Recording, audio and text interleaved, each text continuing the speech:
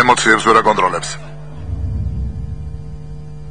პირველი მეტოქის დაბნება, შემდეგ მუშტის ბლოკირება, პირდაპირ დარტყმა ლოყაში, ემოციური შოკის გამოწვევა, იბნება და ხელების ქნებას იწყებს, იდაყვის ბლოკირება და დარტყმა მუცელში, ბლოკი მარცხნიდან და მარჯვენა ყბის დასუსტება.